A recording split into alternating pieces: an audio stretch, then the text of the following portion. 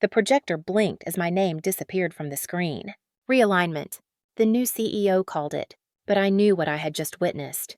They had taken my work every line of logic, every framework, every blind-tested model and handed it to a junior analyst with a sharper haircut and a louder voice. I sat across from Darren, freshly minted chief executive of Axion, as he gestured toward a performance chart I'd built from scratch. Maddie, we're reassessing contributions as part of the new structure. Don't take this personally. You're still a valuable asset. A valuable asset. Like software or toner. The rest of the meeting blurred. Phrases like talent optimization, strategic realignment, and evolving performance indicators bounced around the room like hollow bullets. They sounded important, clean, painless. But the wound was real. By lunchtime, my title had changed in the directory from Senior Systems Architect to Project Support. Global Ops, no announcement, no warning, just a subtle demotion behind a friendly interface. And then came the final insult. I opened the analytics suite, the one I'd spent half a decade building, testing, refining. It was my system, my logic, my work. But the author tag had been updated. The credit line read, System Integration by Ethan Cole. Ethan, the same analyst who once asked me what an adaptive forecast buffer was, now magically the lead designer on a $60 million global KPI platform. I stared at the screen, willing it to be a mistake. A formatting issue. A glitch. It wasn't. No one had even bothered to mask the back-end file names. The dashboards still bore my original tags. MG Model V3. But the splash screen told a new story. One where I was never here. Where Ethan had always been the architect. Where Darren had discovered a hidden gem. I didn't say a word. I closed the dashboard. Locked my screen. Walked down the corridor as the new team celebrated their streamlined efficiency platform with catered cupcakes and branded tote bags. No one looked at me. No one remembered who had written the first line of code during the night shift 3 years ago, or who had paid for the beta license herself when procurement stalled, or who had pulled off a 3-country rollout in 6 weeks without overtime pay or even a thank you note. They remembered the name that flashed on the login screen now. Ethan Cole. I stood at the elevator. The floor lights ticked down slowly. I wasn't angry yet. Not really. But I was awake. And the system they thought they owned. They didn't understand it. Not the way I did. Before it was a system. It was just a sketch on a paper napkin. I was waiting for a delayed flight out of Atlanta, staring at the 3rd reschedule notice on my phone. My laptop had died. I had 2 hours of sleep behind me and a presentation due in less than 6.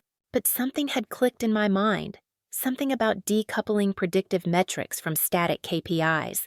I borrowed a pen from the bartender and started drawing on the only thing I could find. By the time we boarded, I had half a framework. Back then, the company was still small, clunky, underfunded, full of promise. No real IT backbone. No scalable reporting.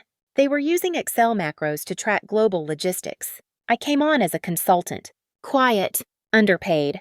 But I saw something no one else bothered to. Potential. I pitched the system 2 weeks later. Not for money, not for credit. Just because I believed they needed it. That we needed it. An infrastructure that didn't just report metrics but predicted what would break before it did. A living framework. Bradley, the old CEO, gave me the green light but no budget. So I built it myself. I borrowed server time from an old friend. Paid out of pocket for a second-hand forecasting suite. Worked after hours, sometimes until sunrise. I missed weddings. Canceled vacations. Once coded through an anniversary dinner with my phone hidden under the table. I told myself it was worth it. When it launched, it saved the company $3, $2 million in its first quarter. We reduced redundancies, identified vendor gaps, and restructured the entire logistics pipeline. I remember the first time we hit 97% predictive accuracy. I walked into my apartment, collapsed on the kitchen floor, and laughed until I cried. Not because anyone clapped. No one did. But because I had made something that worked, and I believed that mattered.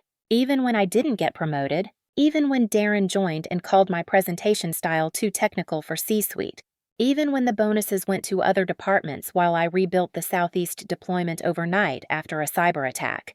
I kept going because the system was clean, honest. Math didn't play favorites. It rewarded consistency, logic, Discipline. That's why I never played politics. I believed the system was bigger than the people in the room. That good work would speak for itself. That if I just kept building, the right people would notice. But now I understand what I was too stubborn to admit back then. Sometimes, the people in the room rewrite the rules. And if you're not careful, they'll rewrite you out. 2. It started with a Slack update. Someone from HR tagged me under a message I hadn't expected to see. Welcome Ethan Cole to his new role as lead strategist, systems innovation. I stared at the screen. That was my role, my title. Except it hadn't been formally announced as vacant. I hadn't been demoted. Not officially. But there it was. Live for the entire company to see me replaced without being told. I refreshed my profile in the company directory. My job title had quietly shifted to senior support, infrastructure. It sounded technical, safe, meaningless. I walked into my next check-in with Darren and asked what it meant. It's just optics, he said, smiling like it was a compliment. We're reshaping the hierarchy to emphasize outward-facing voices. Ethan's good at narrative. I kept my face still. So I'm not part of the narrative. You're the foundation, Maddie, he said, tapping his temple. We need you focused on the mechanics. A week later, the quarterly company meeting rolled around. My dashboard, a version I'd iterated for months, flashed across the auditorium's screen. The executive assistant introducing it read from the slide. Axion's Smart Predict model, developed by our own Ethan Cole. I froze. My initials were still embedded in the file name. MG Adaptive View Final. They hadn't even bothered to change it, just relabeled the face on the front and rolled it out like a shiny new toy. I waited until after the meeting to confront Ethan. You know that dashboard was mine. He blinked, surprised I'd said it out loud. It's collaborative now. Darren wanted a unified voice. It's my architecture. Look, he said, laughing like we were friends. You're the brain behind the machine. I'm just the guy explaining it in English. I walked away before I said something that would get me fired. Instead, I documented it. Each reference, each slide, each mention of Ethan as creator. I built a timeline. Then, during a one-on-one with Darren, I brought it up again. He leaned back in his chair, arms crossed. Madeline, he said, using my full name like a father scolding a child. This company is evolving. What matters isn't just who writes the code, it's who moves the room. Let go. Move on. Let go. Move on. Like this was grief. Like I had lost a pet or a relationship. But it wasn't grief. It was theft, dressed in buzzwords. And I wasn't grieving. I was noticing every quiet shift, every credit erased, every sentence rewritten with someone else's name. And the more I watched, the more one thing became clear. They had taken the house I built, but they didn't understand the foundation. The first crash was so subtle no one noticed. A missed forecast, a delay in the procurement alert, small things, the kind that executives write off as variance. I watched from my corner of the office as the new systems team tried to patch holes they didn't realize they were standing in. They were flying blind, reliant on my original logic, but too proud to admit they didn't understand how it worked. Ethan wore confidence like armor, assuring everyone that the platform's self-correcting model was just taking time to normalize. He didn't even know what he was saying. I sat at my desk, fingers still, mind sharp. I wasn't in meetings anymore. No one asked for my thoughts. I was invisible but not powerless, because they weren't just running a system I had designed. They were running a system I still owned. The architecture, every nested logic block, every trigger was authored in my environment, my schema. I had built safeguards, out of habit, redundancy layers, emergency flags, fail-safes only I knew how to decode. When they stripped my name off the code, they didn't replace the framework, they just rebranded it. And now they were sitting on a time bomb. The tipping point came 2 weeks later. Someone from finance flagged an error in the Q2 predictions. Vendor saturation rates spiked, seemingly without cause. Logistics showed an inventory surge. Alerts began to cascade, none of them urgent, all of them subtle, just enough to cloud the truth. They launched a task force. They brought in consultants, and still, no one asked me. I watched it unfold like a play I had already read. The dashboards grew prettier. The headlines got bolder. But the core logic, the part that mattered, was bending under its own weight. Then I saw it. In one of the weekly reports, A graph showed a 112% fulfillment rate. I knew that model. I had written the original condition tree. A 112% output wasn't just improbable, it was impossible. They were using my system, but they were using it wrong. I opened the master logic map I'd archived 6 months ago, compared it line by line with the production reports they were generating. It was like watching a house shift an inch to the left each day until one day, the whole thing would fall. And when it did, they'd blame the system. They'd blame me, unless I acted first. So I started tracking, capturing the inconsistencies, recording the discrepancies, every dashboard, every meeting note, every failure point, not to destroy, but to document, because now I understood the truth. They hadn't just erased me, they had stolen something they didn't understand, and I was the only one who could prove it. I didn't break anything. I didn't hack the system or shut down the servers. I rewrote logic, quietly, precisely, like trimming wires behind a wall. It began with the forecast engine. I introduced a variable delay just enough to skew short-term projections without triggering alerts. Next, I modified the procurement predictor, rounding down supplier response times by 0.3%. Then I adjusted the demand thresholds for auto reorders, tightening the margins until they looked aggressive, but unstable. From the outside, the dashboard still sparkled. Ethan continued giving polished presentations about hyper-adaptive systems, while underneath, his confidence was propped up by chaos he couldn't see. I called it the drift, the illusion of control, of progress, of mastery. But every week, the numbers pulled slightly further from reality. By the time they noticed, it would be too late to correct without tearing out the core. Meanwhile, I built a mirror on a private server. In a secure environment, I reconstructed the real version, the clean system, the stable one. I ran parallel tests, documented changes, captured the divergence, charted every deviation with timestamps and signatures. Not a single line of code went unlogged, because I knew how this worked. When things collapsed, they'd scramble for someone to blame, and I wasn't going to let that be me. I kept receipts. On weekends, I recorded screen captures. I synced file versions to external storage. I traced Ethan's updates back to my original commits, proving how little he understood the engine he'd claimed to build. Each document had a purpose. Each one was a scalpel. I never spoke a word to Ethan. I smiled when I passed him in the hallway. I nodded politely when Darren floated past my desk with his usual hollow charm. They thought I had disappeared into background noise. But I was in the walls, in the fiber of the system they thought they owned. They called it Axion Predict, renamed it, rebranded it, bragged about it at conferences. But the code, my code, still carried the fingerprints of every sleepless night, every corner they cut, every version they never understood. And then I planned the moment it would all come into view. A single phrase, embedded deep in the executive reporting engine, invisible until the quarterly board meeting, when the report would compile automatically clean, styled, trusted, unless you knew where to look.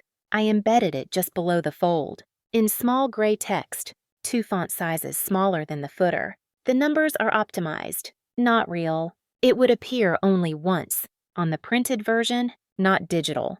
During the review, right when it mattered most. Let them try to explain that. Let them finally look up and see the foundation shifting beneath their feet. The boardroom was silent when it happened. 12 executives in tailored suits, 1 long table, 3 projectors humming softly. Ethan stood at the head, smiling, flipping through his final slide. The system is ahead of forecast by 2%. Predictive models indicate sustained growth across Q3 and Q4. He was confident, too confident. He didn't know what was coming. The CFO turned a page in the printed report, then froze. "What's this?" she asked, her brow creasing. Ethan blinked. "I'm sorry." She held up the paper, tilting it so others could see. "Right here, this line bottom of the Q2 overview page. Tiny font." People leaned in. Whispers started. The text was barely visible, printed in light gray ink, tucked under a table chart. "The numbers are optimized, not real." Silence, then movement. Phones came out. Copies passed from hand to hand. Ethan laughed nervously. It must be a formatting error. Someone probably left a note in the template, but he was unraveling. The CTO flipped open his laptop and pulled up the live dashboard. "Ethan, Did you verify the forecast model parameters? Because I'm seeing inconsistencies here. What inconsistencies? Ethan shot back, voice sharp. The CTO tapped the screen. This inventory flow spike 112% fulfillment. That's not even physically possible with our current suppliers. I watched from the corner, unnoticed, until Darren turned to me. Maddie, he said slowly. Can you explain any of this? I met his gaze. I can. Everyone turned. I stood, calm, steady. The predictive model you're using is still based on my original framework. I began. What you've been running is a broken version patched, stripped, and repackaged by someone who didn't understand how the architecture works. I turned to the CTO. The drift began 7 weeks ago. I have full version logs, forecast error margins, deviation maps, original documentation, all of it, tracked and time-stamped. I slid a folder across the table. Inside, every receipt, every mirrored file, every detail they'd overlooked. Ethan credited himself with building something he didn't write. Darren supported that. But neither of them ever saw the system as a living thing. They just wanted results they could sell. Vanessa Price, the chairwoman, narrowed her eyes. Are you saying this system is compromised? It's functional, I said, but it's unstable. And if you don't address it now, it will collapse. Ethan stood in stunned silence. Darren opened his mouth, then shut it. The room shifted. Vanessa nodded once. Thank you, Maddie. We'll need a moment. I stepped out, heart steady. Outside the boardroom, the city pulsed like it always had. I took a deep breath. They finally saw it. Not the code, not the sabotage, but the truth. And that was enough. The fallout came fast. Within 72 hours, Vanguard Health Systems terminated their contract with Axion. The official reason, data integrity concerns, but the subtext was louder than any press release. They didn't trust the numbers, and they didn't trust the people who delivered them. The board launched an internal audit. Darren stepped down to pursue other opportunities. Ethan, he vanished, no goodbye email, no announcement, just gone. I later heard he'd tried to blame a junior engineer for unauthorized code changes. It didn't stick. None of it surprised me. What did surprise me was the envelope that landed on my desk 5 days later. No return address, just my name, handwritten in clean black ink. Inside, a letter from Vanguard's CIO, Ms. Graves. We were unaware of your role in the original system design. The integrity and foresight you demonstrated during the recent crisis didn't go unnoticed. We'd like to discuss an exclusive contract on your terms, full autonomy, double your current rate, no middlemen, just you. I read it twice, then a third time, and then I smiled. I didn't tell anyone at Axion. I didn't hold a press conference or write a dramatic farewell post on LinkedIn. I cleaned out my desk on a quiet Friday evening. No one saw me go. No one asked where I was headed. But they knew. By Monday, the news had already spread. Vanguard had signed directly with an independent strategist. Rumors swirled. They guessed at the name. But no one had confirmation. I didn't correct them. Instead, I spent that morning walking through my new office, just 2 rooms and a view of the river. Still bare, still echoing with possibility. I placed a single photo on my desk. The napkin sketch. The one from Atlanta. The beginning. Sometimes, the people around you don't recognize the value of what you've built. Sometimes, they'll take it, rebrand it, pretend it was theirs all along. But architecture doesn't lie. It remembers who laid the foundation. And when the weight becomes too much for them to carry, it shifts just enough for the truth to resurface. I didn't get revenge. I got realignment. Not theirs. Mine. And this time, I wasn't asking for credit. I wasn't asking for anything. Because the thing they thought they stole, it never belonged to them. It was always mine. The projector blinked as my name disappeared from the screen. Realignment. The new CEO called it. But I knew what I had just witnessed. They had taken my work, every line of logic, every framework, every blind-tested model, and handed it to a junior analyst with a sharper haircut and a louder voice. I sat across from Darren, freshly minted chief executive of Axion, as he gestured toward a performance chart I'd built from scratch. Maddie, we're reassessing contributions as part of the new structure. Don't take this personally. You're still a valuable asset. A valuable asset. Like software or toner. The rest of the meeting blurred.